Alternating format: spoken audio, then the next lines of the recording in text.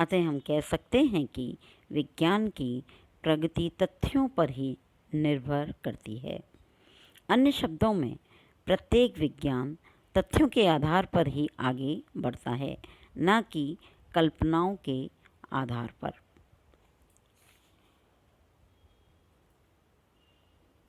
अमेरिकी कॉलेज शब्दकोश में तथ्यों का अर्थ स्पष्ट करने की दृष्टि से बताया गया है कि जो घटना वास्तव में घटित हुई है, जो कुछ घटा है, उसे तथ्य का नाम दिया जाता है। कहने का तात्पर्य है विज्ञानों के तथ्य भौतिक विज्ञानों की मूर्त घटनाएं मात्र ही सामाजिक विज्ञानों के तथ्य नहीं होती, बल्कि अमूर्त जैसे विश्वास, भावनाएं, मनोवृत्तियां या विचार आदि भी तथ्यों के अंतर्गत आते हैं। जब हम किसी विज्ञान विषय में रिसर्च करते हैं तो उसकी जो तथ्य या सामग्री होती हैं वो कैसे होती हैं? मूर्त होती हैं, जो कि हमें दिखाई देती हैं। एक लैब होती है, लैब के अंदर हम जाते हैं, वहाँ कुछ इंस्ट्रूमेंट्स रखे होते हैं और उन पे हम उस अपनी घटना को या अपने जो भी शोध कर रहे हैं उसको हम टेस्ट करते हैं। वहाँ क्या है? टेस्टिंग लैब हैं। लेकिन सामाजिक विज्ञानों के लिए ये जो पूरा ब्रह्मांड है या ये पूरा समाज है, ये क्या है? लैब है। और इस लैब के अंदर जो हम टेस्ट करते हैं वो करते हैं मानव के ऊपर। और मानव क्या है? मानव के जितने भी कार्य हैं वो उसके मस्तिष्क से संबंधित होते हैं। और मस्तिष्क क्या है? चलायमान है। आज कोई बात हमने पूछी, प्रश्न पूछा, तो एक व्यक्ति ने उसका जवाब दिया, लेकिन उसी प्रश्न को कल उससे पूछते हैं तो उसका जवाब दूसरा होता है। इसका कारण कि मतलब उसके विचार, भावनाएं, विश्वास, मनोवृत्तियाँ ये समय काल के अनुसार परिवर्तित होती रहती हैं। तो इसलिए ये क्या है? हमें दिखाई नहीं देती कि वो जो बोल रहा है सही बोल रहा है या गलत बोल रहा है। उसका हम कई चरों या तथ्यों के आधार पर उसको क्या करते हैं? सीमाओं में बांधते हुए उसको हम जांचने का प्रयास करते हैं। कहने का तात्पर्य है कि उपयुक्त जो भी बात अभी कही गई, बताई हमने, उनके आधार पर हम कह सकते हैं कि तथ्य का तात्पर्य एक ऐसी सभी सूचनाओं, सामग्री व आंकड़ों से है जो कि क्षेत्रीय कार्य और द्वैतिक स्रोतों के माध्यम से प्राप्त किए जाते हैं। अब जितने भी हमारे शोध या रिसर्च या अनुसंधान होते हैं उनमें इन सामग्रियों को एकत्रित करने के दो तरीके हैं या तथ्यों के दो प्रकार हैं, या दूसरे शब्दों में हम कहें डेटा कलेक्शन के दो प्रकार हैं।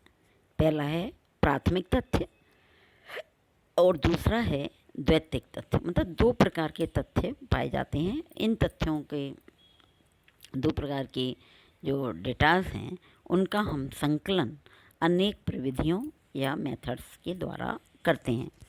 तो पहले हम ये जानें कि प्राथमिक तथ्य क्या है और द्वैतिक तथ्य क्या है, सामग्री किन्हें हम कहते हैं। प्रत्येक अध्ययन, विषय या समस्या से संबंधित तथ्य काफ़ी विविधतापूर्ण होते हैं। कुछ तथ्य गुणात्मक तो कुछ तथ्य परिणात्मक होते हैं। अध्ययन हेतु तथ्यों का संकलन कई प्रविधियों की सहायता से किया जाता है, जैसे अवलोकन विधि, साक्षात्कार, अनुसूची, डाक द्वारा प्रेषित प्रश्नावली आदि के माध्यम से तथ्यों का संकलन किया जा सकता है।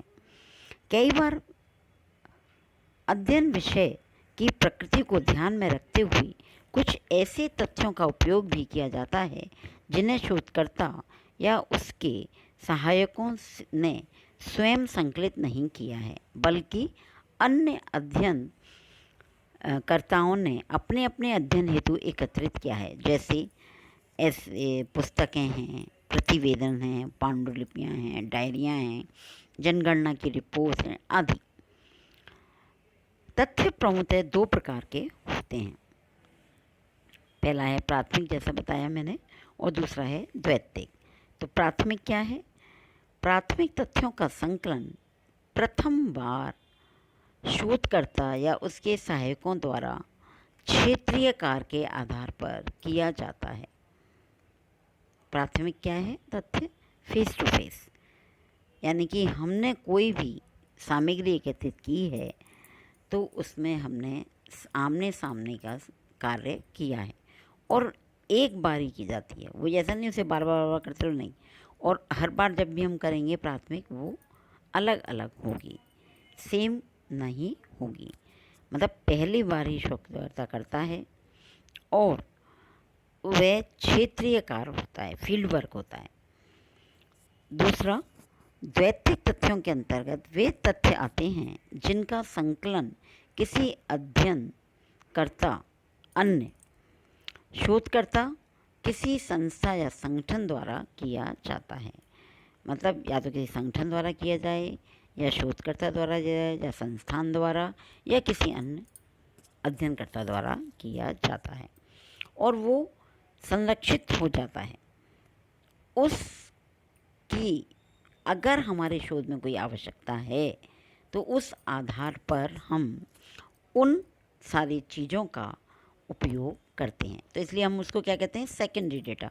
मतलब उसे हमने नहीं देखा, ऐसा उसके द्वारा कहा गया है। जैसे जनगणना की रिपोर्ट है, तो उसे हम थोड़ी कर रहे हैं कि पूरे भारत की जनगणना कर रहे हैं जो हर 10 साल बाद होती है। लेकिन इसका एक कार्यालय है, कार्यालय में जाके पूछते हैं कि 2021 में क्या जनगणना होगी, 2011 में क्या थी, 2001 में क्या थी। तो ये हमें उस कार्यालय से द्वारा जाके पता चलती है। तो ये हमने एकत्रित नहीं की, उस समय के द्वारा एकत्रित की गई सामग्री है, हम उसको अपनी रिसर्च में दिखाने का प्रयास करते हैं।